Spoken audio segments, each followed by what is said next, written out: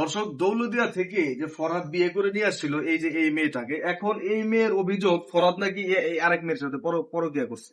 এখন বিষয়টা হচ্ছে আমরা একটু তার কাছে জানবো আগে, তারপরে আপনাদের বিস্তারিত বলতেছি। ভাবি, কি হয়েছে একটু ঘটনাটা বলেন তো আপনি। হয়েছে যে আপনি তো জানেনই তার সাথে আমার লাইফটা কিভাবে চলছে বা কিভাবে কি হয়েছে। ও প্রতিদিন বাজারে যায় বিকেল টাইমে।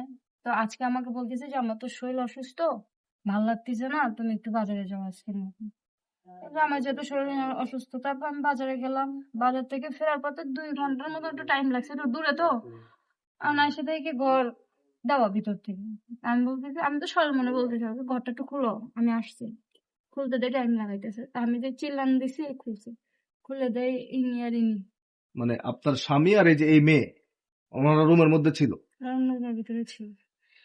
আমার প্রশ্ন একটাই যে সে আমাকে দলের থেকে নিয়ে আসার পর, এত ভালোবাসার পরে, এত কিছু করলাম ওর জন্য, কি না করছে ওর জন্য, এটা তো আপনারাই জানেন।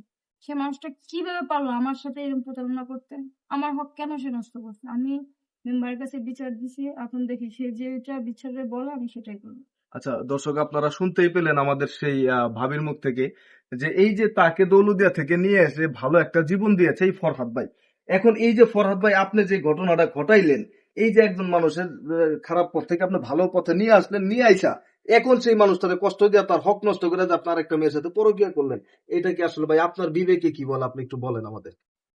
আমি কি যে কোমরে ভাই, এখন তো মনে করেন শয়তানের প্রলোভনে পড়ে গেছি। শরীর একটু ভালো ছিল না।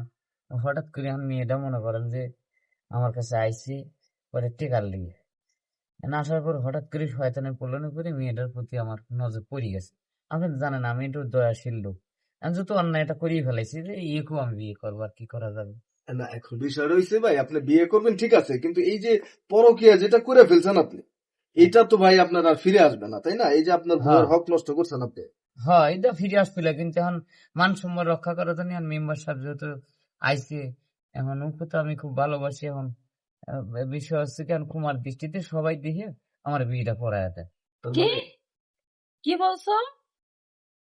বিয়ে করবা? একটা কথা কি ভাই জানেন, যারা দালালি ব্যবসা করে, এখন মানে পিছনের কোনো কথা আমি টানতে চাচ্ছিলাম না, যারা দালালি ব্যবসা করে হাজার মেয়েদের দিক চোখ থাকে, তারা জীবনে ভালো হয় না। আমি যদি ওর জন্য হাজার পুরুষ যদি পিছনে ফেলাই রেখে লাইফে থাকতে পারতাম আসি, তাহলে ও আমার জন্য একটা হাজার মেয়েটার জন্য কেন পারলো না? আচ্ছা আচ্ছা, এই যে আমরা তার আগে একটু তার কাছ থেকে জানি যে এই যে আপু, পরকীয়া আপু, এই যে আপনার সাথে যে পরকীয়াটা করলো, ঠিক আছে, আপনি কি জানতেন না যে ওনার বউ আছে? উনি দৌলতদিয়া থেকে একটা মেয়েকে নিয়ে বিয়ে করেছে, আপনি এটা জানতেন কি জানতেন না? হ্যাঁ, আমি সবকিছু জানতাম। আচ্ছা, এই যে সবকিছু জানার পরেও যে আপনি তার সাথে সিস্টেমে পরকীয়াটা করে ফেলেন, এটা আসলে কেন? আমি ইচ্ছা করে তার সাথে কোনো কিছুই করি নাই। আমি টাকার জন্য আসছিলাম, আমার ফ্যামিলিতে অনেক সমস্যা। তো তার কাছে টাকার জন্য আসছে, সে বলছে তুমি বাড়িতে আইসো, টাকা দেব। টাকা দেওয়ার নাম করে সে আচ্ছা, কি যাই রে, হোক, দর্শক, এখন টাকা বিষয়টা কি হচ্ছে বেশি কি, হয়ে গেছে? বিষয়টা হচ্ছে এই যে আমাদের সেই ভাবি কিন্তু অলরেডি এলাকার মেম্বারকে নিয়ে আসছে। টাকা এই কি তুই এখন কামাইছিলি? মেম্বার একটা সুস্থ সমাধান দিবে, আমরা একটু মেম্বারের সাথে কথা বলি আগে। এই যে ভাই, এই যে আপনার এলাকায় একটা ঘটনা ঘটছে এর আগেও, যে দৌলতদিয়া থেকে যে মেয়েটার বিয়ে করে আনছে ফরহাদ সাহেব, ভালো একটা জীবন দান করতে, সুন্দর মেয়েটারে খারাপ জায়গা থেকে ভালো জায়গায় আনছে, এতে আমরা আপনারা গ্রামবাসী সবাই খুশি ছিলেন। এই যে এখন আবার যেটা করছে ফরহাদ সাহেব, এটা নিয়ে আসলে কি বলতে চান আপনি? আসলে ফরহাদ যে একটা অবস্থানে ছিল, যে একটা ব্যবসার সাথে সম্পৃক্ত ছিল, এটা মানুষ ওকে খারাপ ভাবে দেখতো। যখন একটা অন্ধকার জগতের মেয়েকে নিয়ে এসে আলোর পথ দেখাইছে, তখন এলাকার কিন্তু সবাই ওকে ভালোভাবে নিচ্ছিল যে ভালো হয়ে গেছে। এটা যেহেতু মানে খারাপ জায়গার মেয়েকে নিয়ে এসে সংসার মানে করছে, খুব ভালোভাবে চলছিল। বউটাও তো হলো ভালো, খুব ভালোভাবে চলাফেরা করছিল, কেউ বাজেভাবে নেয়নি। হঠাৎ করে আজকে যখন বউটা কান্নাকাটি করতে করতে যে আমাকে ডেকে নিয়ে আসলো, ডেকে নিয়ে আসার পর যা দেখছি, আসলে কথায় আছে না, কয়লা ধুলে কখনো ময়লা যায় না। তো ফরহাদের বিষয়টা হয়েছে তাই। তো আসলে কোনোদিন ভালো হবে না। আরো ভালোই যখন হবে না, তখন ওই মেয়েটাকে এত আশার আলো দেখানোর মানুষ নেই।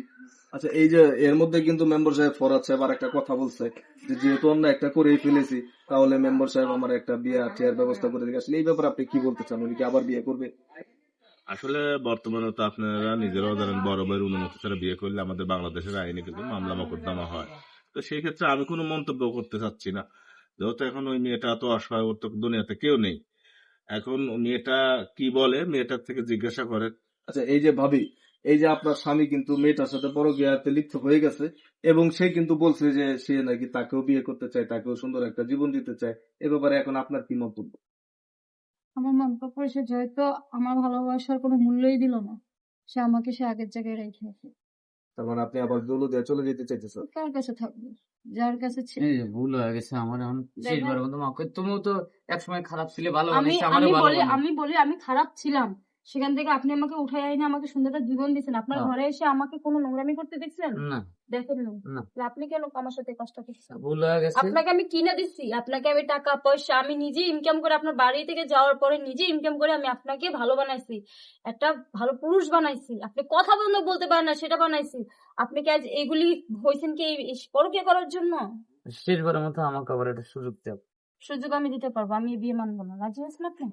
আচ্ছা, এখন মেম্বার সাহেবের আলোচনা আমি করে যেটা আমি ভালো বিয়ে হয় মান- করো। আপনি বিয়ে করবেন, আমি এই দিক দিয়ে যেমন কোটে। আপনি রাজি আছেন?